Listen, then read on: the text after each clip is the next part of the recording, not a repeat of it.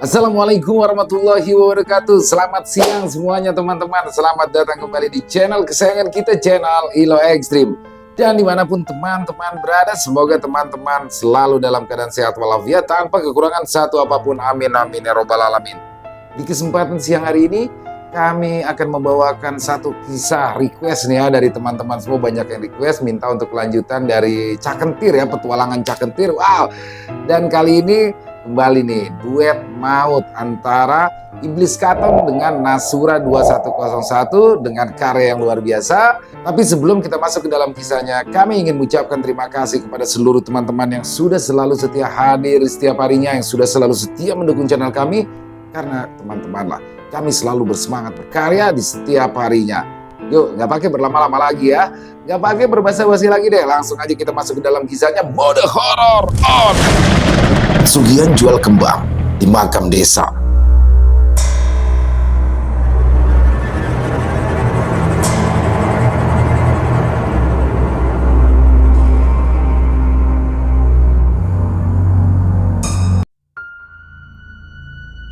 Julun adalah sahabat Sutejo yang jarang sekali disebut. Dia memang jarang sekali berkumpul dan mengikuti petualangan Cak Kentir karena ia dianggap masih anak-anak oleh Cak Kentir, maka dia dipanggil Julun. Nama aslinya adalah Ahmad Mustafa. Sore itu, Julun datang ke rumah Sutejo dan hendak mengajaknya pergi ke masjid bersama-sama untuk berjamaah sholat maghrib.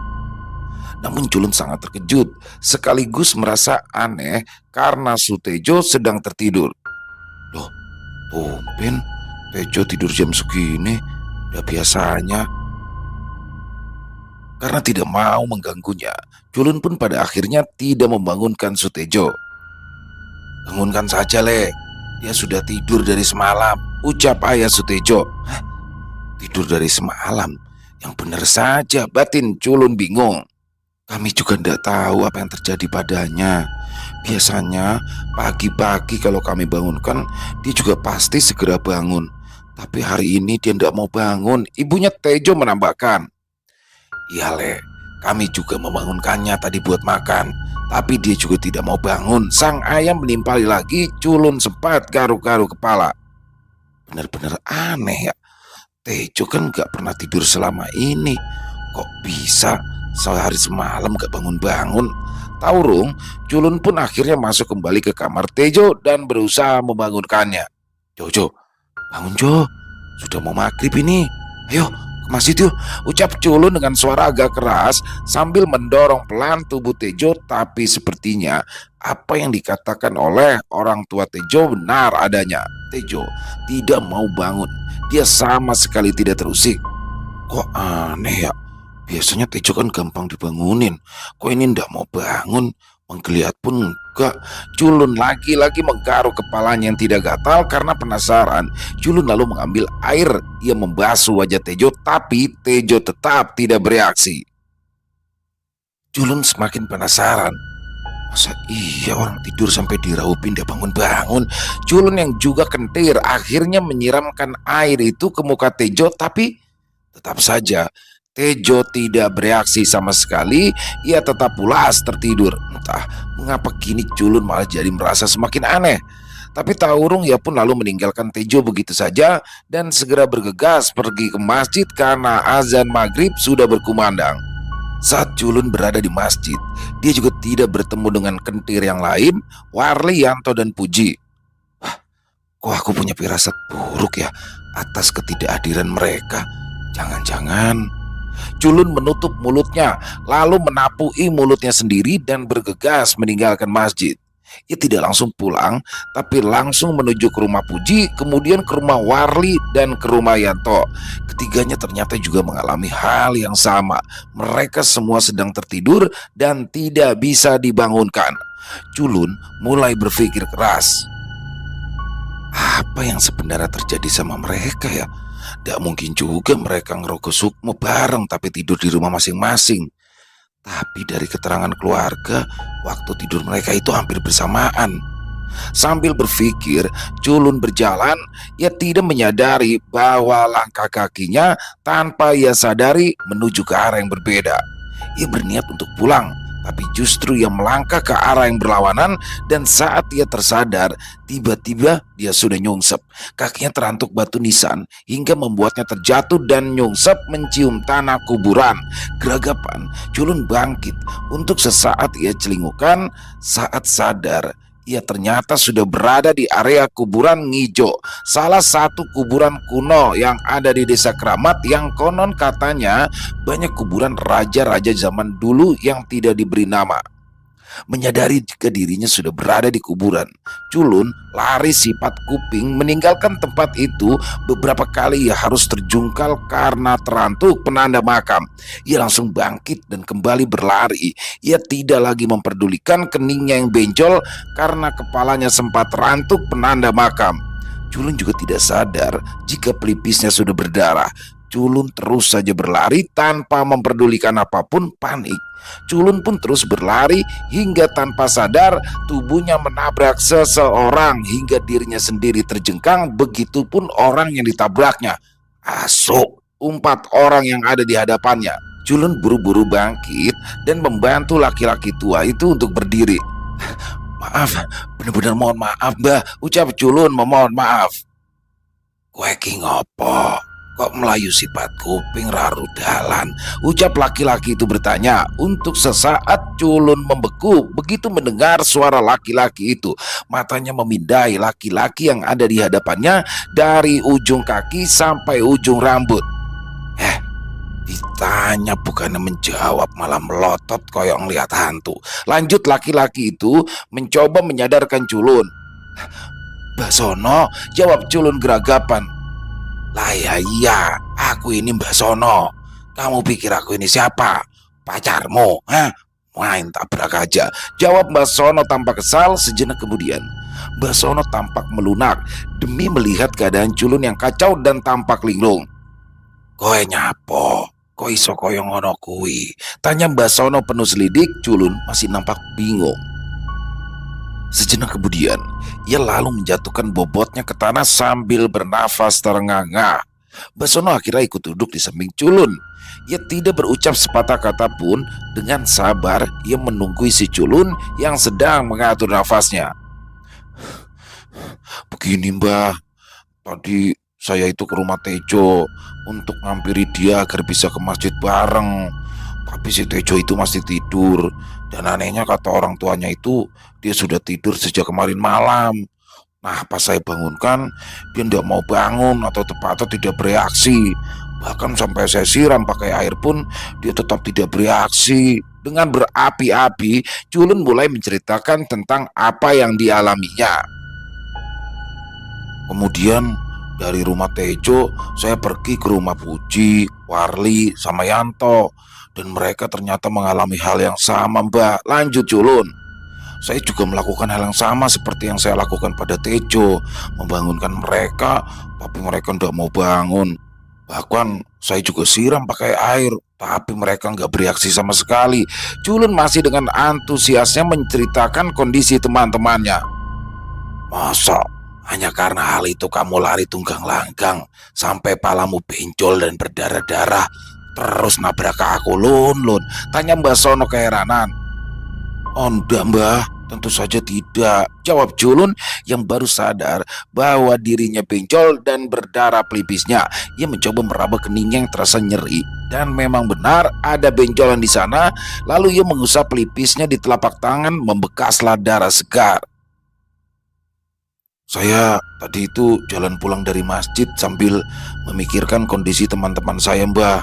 Loh, tiba-tiba saya sudah nyungsep ke tanah. Apa sadar ternyata saya sudah berada di kuburan Ngijo.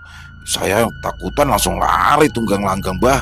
Saya terjungkal berkali-kali, tapi saya bangun lagi dan terus lari. Sampai akhirnya saya nabrak Simba tadi. Culun menjelaskan panjang lebar.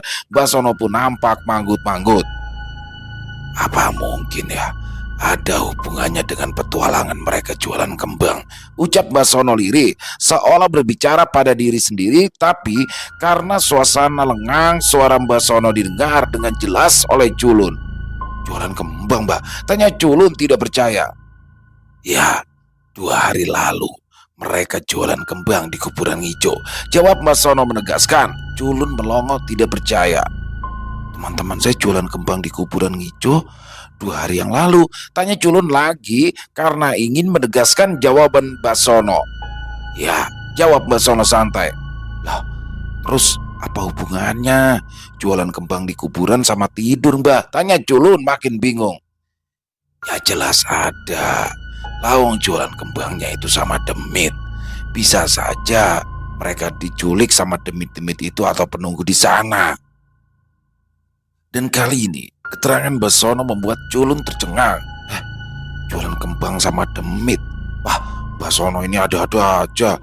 Kalau jualan sate gagak atau jualan garam sama demit, saya pernah dengar. Lah ini jualan kembang sama demit ya buat apa toh, Mbak?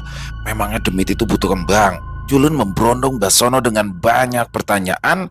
Alih-alih menjawab pertanyaan Culun, Mbak Sono bangkit lalu meninggalkan Culun begitu saja. Culun pun geragapan bangkit mencoba menyusul Mbak Sono. Bah, tunggu Mbak, teriak Culun sambil berlari menyusul Mbak Sono. Tak berselang lama, Culun sudah bisa mensejajarkan langkahnya dengan Mbak Sono. Sudah, gak usah ngikutiku. Sana pulang. Awasi teman-temanmu, perintah Mbak Sono. Culun hendak membuka mulutnya, tapi Mbak Sono mendahuluinya. Ingat, jangan banyak melamun dan memikirkan teman-temanmu. Kalau kau tidak ingin seperti mereka, lebih mawas diri dan waspada. Mbak Sono tiba-tiba berjalan cepat dan tanpa Culun sadari, Mbak Sono sudah tidak ada lagi di sana. Lah, kok cepet amat ya jalannya? Sudah ngilang aja, ucap Culun sambil menggaruk-garuk kepalanya. Entah bagaimana bisa, Mbak Sono tiba-tiba saja sudah menghilang. Wah, apa sih Mbak ini menggunakan ajian sepia angin ya? Oh cepet banget ngilangnya, gumam Culun mencoba menduga-duga. Akhirnya Culun mengikuti perintah Mbak Sono, ia pun langsung pulang. Sebelum pulang, Culun sempat mampir ke rumah teman-temannya yang ternyata mereka semua masih tertidur. Apa jangan-jangan benar ya mereka diculik sama penunggu kuburan? Batin Culun bertanya bingung, tapi ia tak berani menyampaikan kepada orang tua teman-temannya karena tidak ingin membuat mereka semua khawatir. Ini kan cuma dugaan sementara. Semoga besok mereka terbangun. Doa Culun penuh harap. Hingga keesokan harinya, Culun mampir ke rumah Tejo sebelum pergi ke masjid. Ternyata Tejo belum juga bangun. Malah orang tuanya kini mulai panik karena ternyata semalaman Tejo terus berbicara dan terus menyebut-nyebut seseorang dengan sebutan Sinuwun. Saat Culun sampai di sana, Tejo tampak tenang, tapi kedua orang tuanya tampak khawatir. Tolong panggilkan Bu Bidan ya Leh. Kalau kamu sudah pulang dari masjid, pinta ayat Tejo kepada Culun. Oh iya Pak, saya akan jemput Bu Bidan jika nanti saya sudah selesai sholat jemaah, ucap Culun menyanggupi permintaan ayat Tejo. Kemudian Culun berpamitan untuk pergi ke masjid. Tak lupa ia mampir ke rumah Puji, Warli dan Yanto. Ternyata ketiga temannya itu keadaannya tak jauh berbeda dengan Tejo. Anehnya, mereka juga mengalami demam dan semalaman juga menyebut-nyebut seseorang dengan sebutan Sinuwun. Ada-ada aja mereka ini. Tidur barengan, sakit barengan, sakitnya juga sama, ngigonya sama. Bener-bener gak masuk akal. Culun meracau mengungkapkan kekesalannya. Lah, kalau mereka semua tidak ada yang bangun, aku kesepian dong. Aku akan jadi gentayangan sendirian koyok hantu yang tidak diterima di dua alam. Di alam manusia tidak diterima, di alam gaib juga ditolak. Harus aku cari cara ini biar mereka bangun. Culun masih meracau tidak jelas sampai menyamakan dirinya dengan hantu gentayangan. Sesuai pesan ayat Tejo, Culun pun memanggil Bu Bidan. Selain untuk memeriksa Tejo, Culun juga meminta Bu Bidan agar memeriksa ketiga teman yang lain. Dan hasilnya mereka semua tidak apa-apa. Suhu badan mereka stabil dan tidak ada yang salah dengan kesehatan mereka. Bu Bidan juga mengatakan bahwa mereka berempat sedang tidur.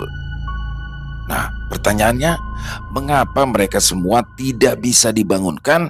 Inilah yang Bu Bidan juga bingung dan tidak bisa memberikan jawaban. Orang tua mereka juga semakin khawatir, dan atas saran dari Bu Bidan, jika sampai besok mereka tidak bangun, sebaiknya mereka dibawa saja ke rumah sakit untuk diperiksa lebih lanjut. Kabar tentang Cak Kentir yang tidur dan tidak bisa dibangunkan menjadi gosip yang hangat pagi itu. Karena melihat Bu Bidan datang ke rumah mereka, akhirnya tetangga dekat rumah mereka datang retak. Akhirnya dari mulut ke mulut, orang pun akhirnya tahu. Banyak yang penasaran dan langsung datang mencoba untuk membangunkan Tejo dan ketiga temannya, namun tidak ada satupun yang bisa membangunkan mereka. Seperti pesan dari Mbak Sono, hari itu Culun melaporkan keadaan Tejo dan ketiga temannya kepada Mbak Sono. Mbak Sono juga nampak khawatir. Apa yang terjadi dengan mereka? Semediku juga tidak mampu mendeteksi keberadaan mereka. Seperti ada energi yang sangat besar menghalangi pandanganku. Yang aku lihat hanyalah kabut tebal dan pekat. Batin Mbak Sono bingung. Culun yang menyadari kekhawatiran dari Mbak Sono memperhatikan orang tua itu dengan sorot mata khawatir. Culun yang biasanya banyak bicara, jadi kehilangan kata-kata, ia bungkam 1000 bahasa. Hingga keesokan harinya, mereka semua belum juga bangun. Makin banyak orang yang tahu keadaan mereka. Keadaan pun semakin kacau. Mulai ada desas-desus yang mengatakan bahwa mereka semua dibawa oleh penunggu kuburan. Entah siapa yang pertama kali mengembuskan desas-desus itu, yang jelas semakin lama semakin terdengar santer. Tentu saja orang tua mereka yang semakin khawatir mendengar berita ini. Oh alah Pak Nek, padahal 3 hari lalu anak kita itu masih baik-baik saja. Kenapa sekarang malah jadi seperti ini ya? Keluh ibunya Tejo malam itu putus asa. Bapak juga ndak tahu Bu, kenapa bisa jadi seperti ini, jawab sang suami pasrah. Kedua orang tua itu hanya bisa pasrah. Pak, Boya minta tolong Mbak Sono toh Pak, timpal sang istri penuh harap. Wah iya ya, kenapa tidak terpikirkan olehku, jawab ayah Tejo kemudian langsung bangkit. Aku pergi dulu ke rumah Mbak Sono sekarang. Ya, ucap si suami berpamitan. Sang istri hanya mengangguk. Ia menatap punggung suaminya yang berjalan menjauh dengan sorot mata terenyuh. Saat punggung suaminya hilang di balik pintu, tatapannya beralih ke arah Tejo yang masih pulas tertidur. Tapi sebentar kemudian ibu Tejo kaget karena suaminya kembali lagi bersama Mbak Sono. Mbak Sono tampak terenyuh menyaksikan kondisi Tejo. Ia tampak tertunduk dalam. Ini semua salah saya, ucapnya lirih. Bibir tampak bergetar saat mengucapkan kalimat itu. Loh, apa maksud panjenengan, Bah? Tanya orang tua Tejo hampir bersamaan. Alih-alih menjawab pertanyaan dari orang tua Tejo, Mbak Sono langsung berdiri lalu mendekati tubuh Tejo yang masih tertidur pulas. Lalu susah payah ia berusaha mendorong tubuh Tejo agar menepi ke tembok.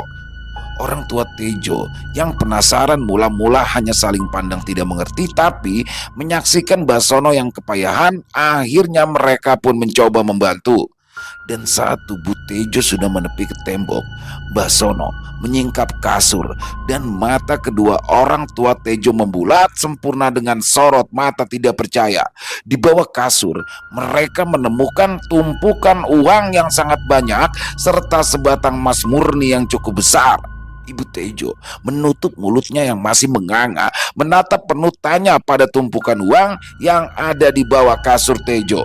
Tubuhnya gemetar, sedangkan ayahnya yang lebih tenang mendekati tumpukan uang itu lalu menyentuhnya dan memastikan apakah tumpukan uang itu benar-benar uang. Benar, ini uang asli, ucapnya girang, tapi sorot matanya menyiratkan kebingungan penuh rasa khawatir. Sebentar kemudian, ia meraih emas batangan, lalu menggigitnya, kemudian menyeringai. Wah, emas ini juga asli, ucapnya kali ini ekspresinya sulit untuk diartikan. Dari mana ya dia mendapatkan uang sebanyak ini, Mbah? Tanya sang ibu kemudian. Mbah Sono menatap kedua orang tua Tejo bergantian, seolah ingin memastikan bahwa kedua orang tua itu siap mendengar penjelasannya. Ia menghela nafas berat sambil memberikan isyarat agar kasurnya dikembalikan ke posisi semula. Ayah Tejo pun menuruti perintah Basono. Lalu Basono meminta agar kedua orang tua Tejo untuk duduk, dan ia pun juga ikut duduk sebelum akhirnya menjelaskan asal muasal dari mana uang tersebut. Beberapa hari sebelumnya, umur Tejo yang sudah tidak muda lagi, di kisaran 25 tahunan, Sutejo berusaha melepaskan diri dari bayang-bayang masa lalu. Ya, Sutejo baru saja patah hati. Walah, cah kucluk koyo Tejo bisa patah hati juga toh, ucap Wari sambil garuk-garuk kepala seolah tidak percaya dengan penjelasan Puji. Lah, awakmu ki ngarang paling puj-puj, caut Yanto menimpali seperti halnya Warli. Yanto pun tidak percaya akan ucapan Puji. Puji yang memiliki keahlian mencium hawa kematian. Ternyata keahlian Puji bukan hanya itu. Ia juga mampu merasakan apa yang dirasakan oleh orang-orang yang ada di sekitarnya, termasuk apa yang dirasakan oleh Tejo sekarang. Mereka bertiga terus berbisik-bisik ngomongin Tejo, padahal Tejo kala itu sedang ada bersama mereka. Brak! Tejo tiba-tiba saja menggebrak meja. Meja pun hancur terbelah menjadi dua. Ketiga temannya langsung jumbul, langsung membeku menatap Tejo dengan tatapan ngeri. Tubuh Puji langsung gemetar. Mungkin dia takut karena dialah sang biang keladi gosip pembuat onar. Sementara Warli dan Yanto juga menatap Tejo tak berkedip tegang. Sorot matanya bercampur antara takut, kasihan, dan merasa bersalah. Demi menyaksikan ketiga temannya membeku ketakutan, Tejo pun langsung loyor pergi sambil menyambar rokoknya. Asu, lanang lanang koyo isong gosip barang, umpat Tejo dalam hati sambil membakar sepuntung rokok yang sudah ditaruh di antara kedua bibirnya. Lalu duduk selonjoran di emperan, selonjoran duduk di lantai, punggungnya ia sandarkan ke tembok. Akhirnya ketiga temannya pun mendekat. Tanpa berucap sepatah kata pun, mereka mengikuti apa yang dilakukan Tejo. Hampir bersamaan mereka duduk di samping kanan kiri Tejo, selonjoran, lalu memasukkan rokok di antara bibir masing-masing dan bergantian menyulut rokok mereka. Mereka tampak menikmati rokok masing-masing dalam diam. Apa yang dikatakan Puji benar adanya. Tejo mulai setengah koclok karena patah hati. Suatu malam di malam minggu, Cah Kentir sedang asik nongkrong di tempat gurunya, masih di desa yang sama, desa Keramat, dengan candaan khas Kentirnya. Saling ejek saat kekalahan menimpa mereka saat melawan para dedemi Tedan. Si Warli ini loh mbah, pernah ngompol pas ngelawan dedengkot desa Caluwatu. Haha, payah dia mbah, ucap Yanto meledek sahabatnya Warli. Cangkemmu, ngompol lah diapit dua sundel bolong, jawab Warli kesal. Asu, apalagi si Tejo, dia diselentak kerbau, ujar Yanto berganti Tejo yang digojokin. Asem, kok pindah ke aku toyan, ucap Tejo tak kalah kesal. Memangnya kebo apa? Tanya Mbak Guru, yaitu Mbak Sono. Alah, waktu kampung diteror hantu cekik itu loh mbak. Udah lama juga, pas aku intip itu kepalanya mbak. Lah, giliran aku rokok dari lubang, rokoknya lentak sampai gede jebol. Dan hasilnya gini mbak, jidatku kena selentak kebo, jawab Tejo menjelaskan panjang lebar. Gede adalah bambu yang biasanya dianyam lalu dibuat dinding untuk rumah. Kalau kalian ingin petualangan yang baru, mbak kasih tahu. Besok itu kan Kliwon. Sekarang ini sudah ada Mbak Suti yang jualan kembang. Beli kembang sana, nanti jualan saja di kuburan. Bakalan laris manis koyo peyek udang. Jelas Mbak Sono sambil terkekeh. Tanpa berucap sepatah kata pun, Warli langsung keluar dan bergegas menggeber sepeda motornya. Loh, mana dia? Malah kabur, tanya Mbak Sono. Ya biasa mbak, dia kan berkendara Cah Kentir. Lihat rokok kita hampir habis, ya dia pasti beli. Kalau enggak ya paling sekalian beli kembang, jawab Tejo. Pinter teman kowe, Cah Kentir punya bendahara. Lah keuangannya sopo? Tanya Simba lagi sambil senyum-senyum penasaran. Tejo mbak, saut Puji. Mbak kasih mantranya, siapa yang mau nerima? Tanya Mbak Sono. Yanto aja mbah, jawab Tejo sembari nyeruput kopi. Kompak Yanto dan Puji langsung menolak. Tejo aja, ucap Yanto kemudian. Ya mbah, Tejo aja, Puji menimpali. Rene Jo, Rene, Mbak Sono memanggil. Loh kok aku yo? Tejo tampak rigu sambil menunjuk mukanya sendiri. 2 lawan 1. Jadinya kamu kalah, tegas Yanto. Akhirnya Tejo mengalah sembari menuju ke samping Basono, sedangkan Puji dan Yanto keluar agar tidak mendengar mantra yang diberikan oleh Basono pada Tejo. Basono langsung membacakan mantranya dan Tejo pun langsung menirukannya. Hafal? Tanya Basono. Waduh, ora ki Mbah, jawab Tejo tampak bingung. Wes niat dodolan kembang ngono wae. Jelas Basono lagi. Sebentar kemudian Warli datang lalu berkumpul bersama dengan Yanto dan Puji. Lalu Basono keluar dan menyuruh mereka masuk. Kembang ditaruh di atas meja. Kemudian Basono memantrai dan meniupnya sebanyak 3 kali. Ingat, jangan kamu berikan kalau mereka ndak bawa uang. Kalau sudah jadi uang, jangan sampai sisa kembangnya. Begitu saja. Sekarang kalian berangkat, kuburan hijau saja. Di sana banyak keturunan raja-raja. Tapi ingat, penjaganya galak-galak. Pesan Basono. Alah mbah, galakan mana sama mboknya si Cemong, tegas Tejo bercanda.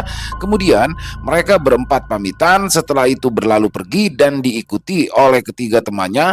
Mereka langsung menuju kuburan yang ditunjuk oleh Basono. Cak Kendir sampai di Tanggul menuju kuburan hijau. Hei para raja-raja, kami abdi dalam datang, ucap Tejo bercanda. Kowe kujon ae Jo, sentak Warli.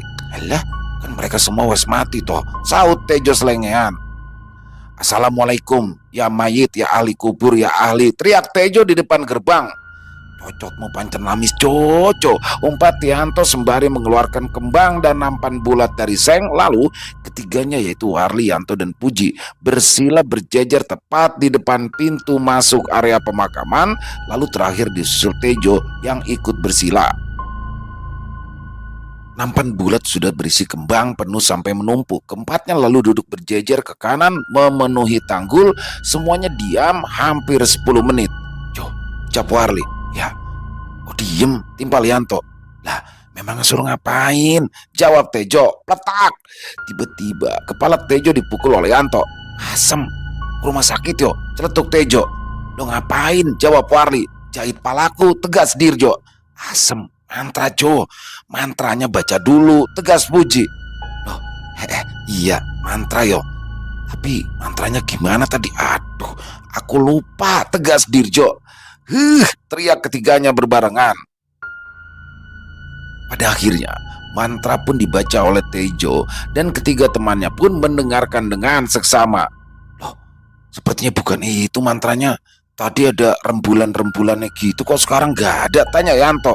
Oh iya ya, rembulannya ketinggalan. Doloro jaran kue Jojo, Warli berteriak. Diam. Pekik Puji sambil menunjuk ke dalam area pekuburan. Mata Puji melotot ngeri bercampur tidak percaya. Putih-putih pada bangkit. Kini Yanto ikut memekik.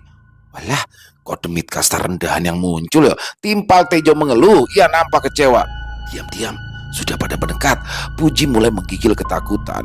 Ia memegangi bahu Tejo dan bersembunyi di belakang punggungnya. Matanya mengintip. Ia penasaran bercampur takut. Rantak-rantak melayang-layang sosok pocong keluar dari dalam tanah dan mereka saling mengantri di belakang pagar kuburan saling berjubel pating cerongo. Hati-hati Jo, Warli berucap. Aneh, mosok pocong semua, katanya raja-raja. Raja apa ki? Jawab Tejo kesal sembari melihat pocong dengan segala ukuran. Apa jangan-jangan mantranya khusus buat manggil pocong Jo? Timpal Yanto. Paling salah baca, rembulannya nggak disebut toh, celetuk Puji. Aduh lopo, salah satu pocong di tengah gapura. Matamu, apa roh ya niki aromane kembang, moso dodolan batang? Jawab Tejo jengkel. Iro, tanya pocong itu dengan nada datar. Sak jimpit, 300.000, saut Tejo. Ini uangnya, ambil sendiri di atas kepalaku, ucap pocong itu sembari membungkukkan badannya hingga seperti orang yang sedang ruku. Tejo bangkit dari duduknya lalu mengarah ke arah pocong yang sedang membungkuk itu. Duitnya dulu, berapa coba? Ucap Tejo sembari melepaskan ikatan di atas kepala si pocong. Setelah diambil, ternyata duitnya hanya Rp285.000. Wah, duitmu kurang ya Cong, ucap Tejo. Ah, yowes, tak korting. Besok-besok kalau keluargamu ke sini, mintain duit. Jawab Tejo sembari mengambil uang, lalu menyelipkannya di bawah nampan. Setelah itu, Tejo memberikan kembang sejimpit di atas kepala si pocong dan kembali mengikatnya. Wes sana, gantian. Uang pas yo, tidak boleh kurang, tegas Warli dengan suara lantang. Antrian pun segera dimulai. Dari sosok pocong dengan uang pas ikut mengantri, sedangkan yang uangnya kurang langsung berbalik arah dan memanjangkan badannya sampai panjang lalu menghilang. Sebelum menghilang, mereka mengibaskan kain di ujungnya hingga menghilang di antara pepohonan. Semuanya sibuk melayani para pocong hingga tidak lagi tersisa. Saat semua pelanggan sudah pergi, kembang masih sisa separuh di nampan. Keempatnya senang melihat uang hasil penjualan. Aku yakin ini nggak salah mantra, Jo, tegas Warli senang. Kerincing, kerincing. Kemudian terdengar suara pekikan kuda yang terdengar bersautan. Keempatnya saling berpandangan satu sama lain. Hei, jangan bengong. Kembangmu sini, aku beli semuanya, tegas suara dari dalam gerbang gapura pemakaman. Siapa ya? Tanya Tejo bingung. Aku Raja Kamulan. Sudah, sini kembangnya. Sesosok yang masih menunggang kuda itu tiba-tiba sudah muncul di hadapan mereka. Tejo CS kaget melihat sosok berkuda, sosok gagah bermahkota. Di belakangnya juga terlihat 3 penunggang kuda lainnya. Yang tak kalah gagah dan tampan, mereka menatap 4 kentir sumringah. Sembari mengulurkan kedua tangannya yang memegang sebungkus kembang, bungkusan dari daun pisang berisikan kembang, ia haturkan kepada sosok yang mengaku raja tersebut. Kembang diambil oleh sosok raja tersebut. Masih dari atas kudanya, Tejo, Warli, Yanto, dan Puji terpana melihat pemandangan yang seumur hidup baru mereka lihat. Tanpa berkedip, Cak Kentir memandangi sosok-sosok tersebut. Tangan mereka masih menengadah ke atas dan Tejo merasa ada yang berat di tangannya. Aku suka kalian dan emas ini. Sebagai hadiah untuk kembang ini, pulanglah. Lain waktu akan kami jemput kalian, ucap sosok raja penunggang kuda, lalu berbalik mengarahkan kudanya ke arah yang berlawanan. Diikuti ketiga penunggang kuda lainnya, lalu meninggalkan Tejo dan teman-temannya yang masih saja terpana. Suara ringkikan kuda menyertai kepergian sang raja yang menunggang kuda dan 3 orang lainnya hingga mereka hilang di kegelapan, lalu hening. Sunyi senyap kembali mencekam, hawa dingin mulai menembus tulang, terpaan angin membuat bulu kuduk berdiri dan semua pun tersadar. Mas, Mas, ucap Tejo tidak percaya. Di dalam telapak tangan Tejo kini telah terdapat 4 bongkahan emas murni yang cukup besar. Salah satunya bahkan lebih besar dari 3 lainnya. Ketiga teman Tejo dengan riang menyambut bongkahan emas di tangan Tejo. Uang hasil penjualan yang mereka letakkan di atas nampan. Lalu 4 bongkahan emas mereka satukan, 1 bulatan sebesar buah matoa juga ia satukan. Cak Kentir pulang dan langsung ke rumah Mbak Sono. Mbak Sono, Mbak Sono, panggil Tejo dengan berteriak agak kencang agar Mbak Sono terbangun. Ora usah bengak-bengok. Aku tahu, tegas suara Mbak Sono dari samping rumah, yang mana samping rumah adalah sungai besar yang pinggirannya ada banyak bambu-bambu lebat. Tejo CS segera mendekat dan langsung nyerocos menceritakan semua yang mereka alami. Setelah semua diceritakan kepada Mbak Sono, termasuk emas pemberian sosok raja tersebut. Sini, biar Mbak simpen, ucap Mbak Sono tanpa ragu. Tejo hendak memberikan nampan berisikan uang dan emas hasil penjualan. Hampir saja nampan dipegang oleh Mbak Sono. Kret. Suara pintu terbuka dan disusul suara Mbak Sono. Jangan berikan kepada makhluk itu. Suara Mbak Sono memberikan perintah. Tampak Mbak Sono keluar dari pintu rumahnya, lalu berjalan dari pintu yang sudah terbuka. Saking kagetnya, Tejo pun langsung menarik nampan menjauh dari tangan laki-laki yang menyerupai Mbak Sono. Dan sosok yang menyerupai Mbak Sono tadi tiba-tiba saja melarikan diri. Sontak saja, tanpa dikomando, Cak Kentir lainnya langsung mengejar.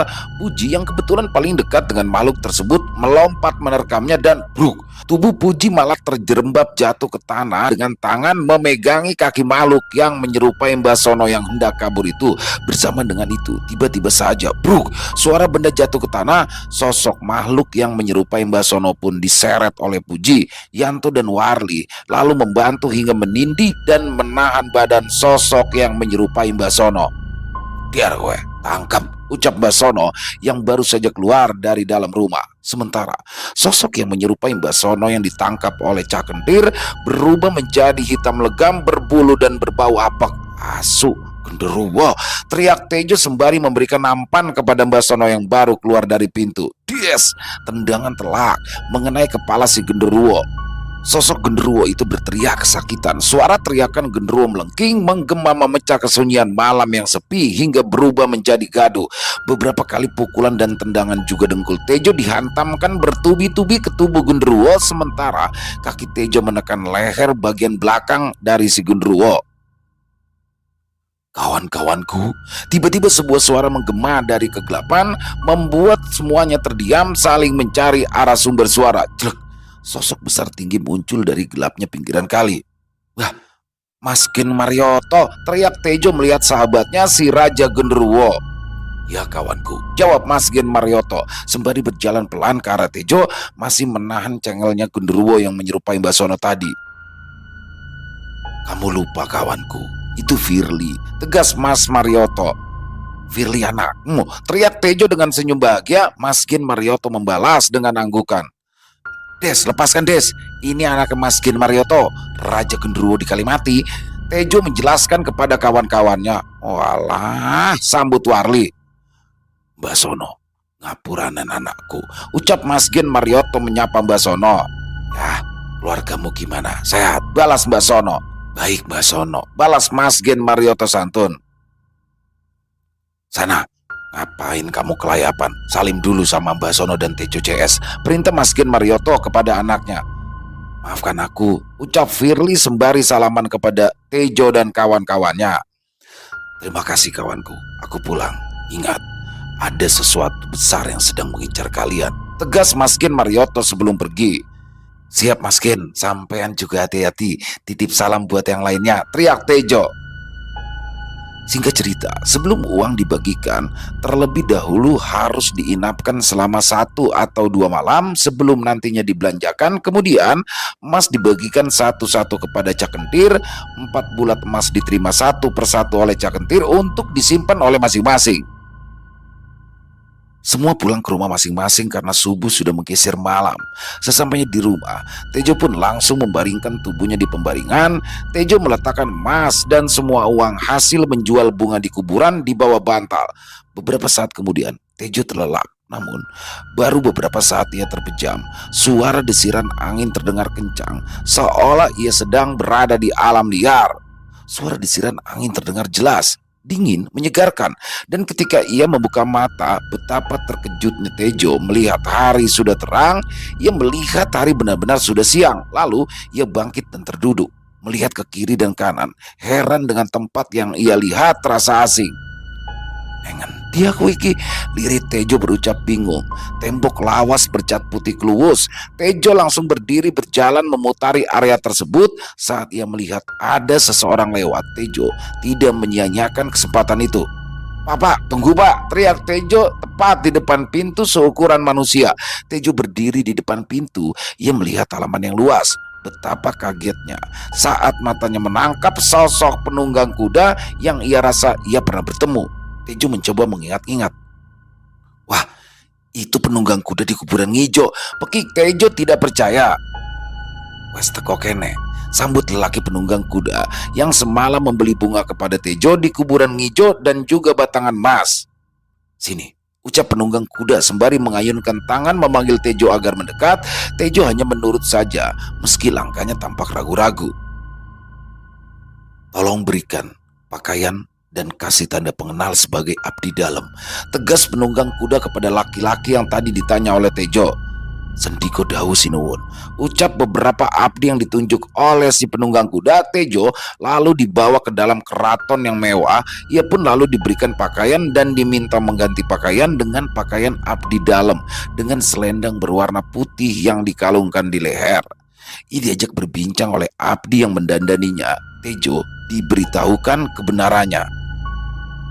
Tejo pun diajak berbincang-bincang oleh abdi yang mendandaninya. Tejo diberitahukan kebenaran.